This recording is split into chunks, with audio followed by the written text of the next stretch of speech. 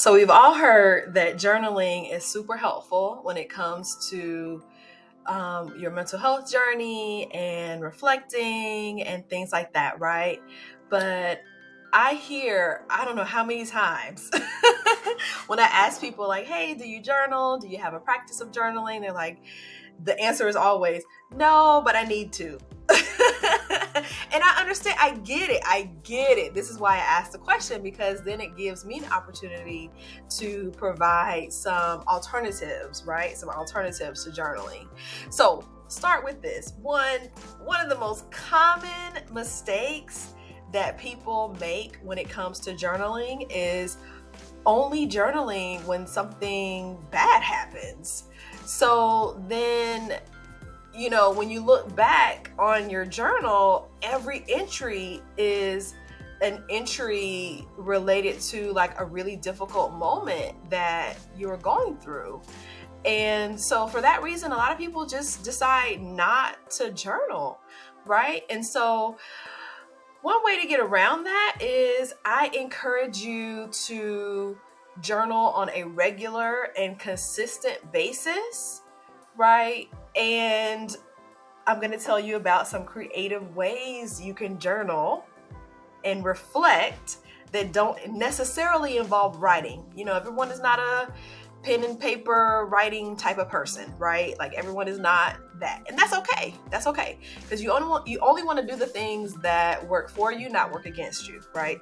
And so one way that you can incorporate reflecting that does not involve the traditional notebook, journal, paper, pen is video. Hello, video. Use your camera phone. Use your camera phone, your phone and your camera, and just record yourself talking. Like, recap your day, talk about what's going on, like reflect your reflection. You're doing your reflection that would traditionally be done through writing, but you're doing it in the form of your videos. So you get to see your beautiful face, your lovely face, and record these videos. And you don't have to share them with anybody at all. They're just for you. They're just for you to look back on. And so that's one way. Okay. Number two. Second way is you can do voice recordings, because I know sometimes people say, Jeanetta, looking at myself on video is too much. That's just too much. I'm going to be focused on looking at myself as opposed to what I'm saying, and it causes too much like angst and overwhelm and stress. So I'm like, okay, you don't have to do video. What else do we all have on our phone? Voice recording. So pull out your phone, open up your notes app or whatever the voice recording feature is on your phone, and just simply record your voice talking.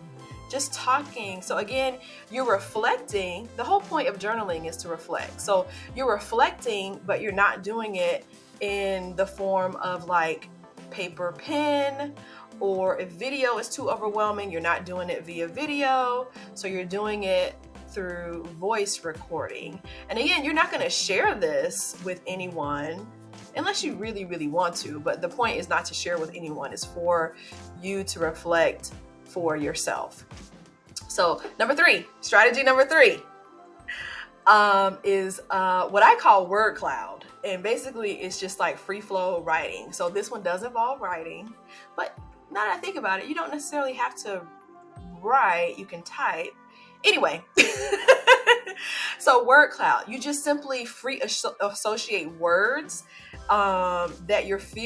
words to describe what you're feeling or what you're going through in a particular moment. So they can be emotion words, they can be thoughts, like particular thoughts that you have. So at the end of it, when you look at the paper, it's not going to be like paragraph form. It's more so a word here, a word here, a word here, a word here. And you just kind of have these like words that you associate with a particular incident or event. I would recommend that at the top of it, you put the date and the particular situation that you're doing the word cloud about, and then just free flow. Don't edit yourself. Don't censor yourself. Just free flow. So I hope that was helpful. You've learned 3 ways you can reflect that are not journaling.